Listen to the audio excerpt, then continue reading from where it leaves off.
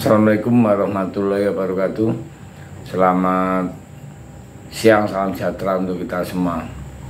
Salam rayu, salam untuk saudara semua yang ada di dalam maupun di luar negeri.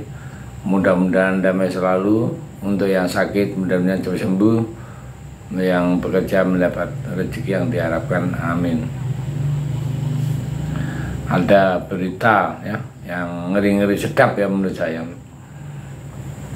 yaitu bahwa maksud dan tujuannya Partai Demokrasi Indonesia Perjuangan masukkan ke petun itu ternyata implikasinya luar biasa ya. Saya pikir kalau di petun itu apapun tidak akan merubah hasil dari yang telah ditetapkan oleh MK. Nah, hal ini memang betul ya. Cuman ini masalah proses. Nah, disinilah rupanya makna dari gugatannya PD Perjuangan ke petun itu. Nah, dalam hal ini itu PDI ya, membuat langkah taktis dan tepat ya. Untuk apa? Penyelamatan demokrasi ini supaya jangan terulang ke depan ya. Hal yang seperti ini, maka PD Perjuangan tidak boleh diam.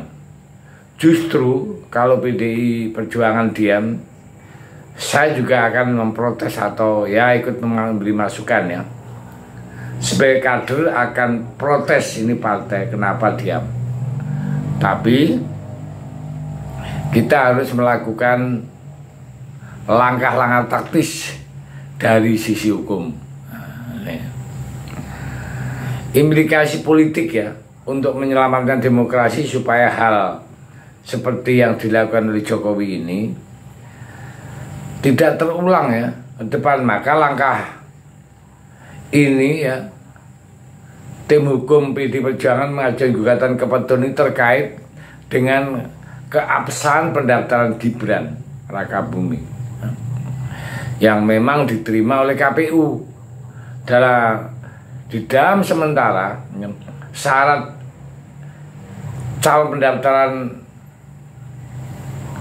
wakil presiden dan capres itu belum dirubah. Nah, menurut saya harus ditempuh karena memang tidak boleh negara ini dipimpin oleh yang namanya cacat secara aturan, secara adat, secara etika.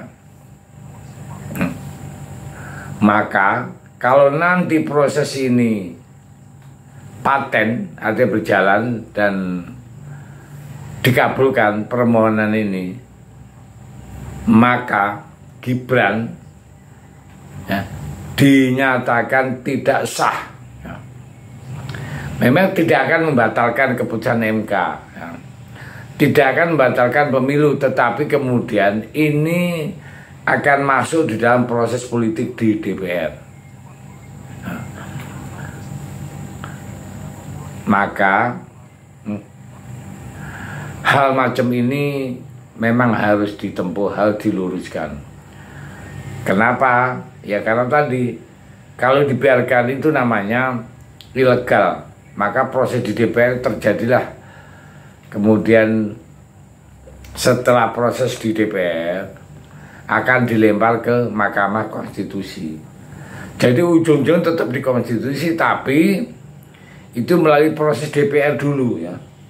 Nah, dalam proses ini namanya proses impeachment dari Mahkamah Konstitusi masuk ke sidang istimewa.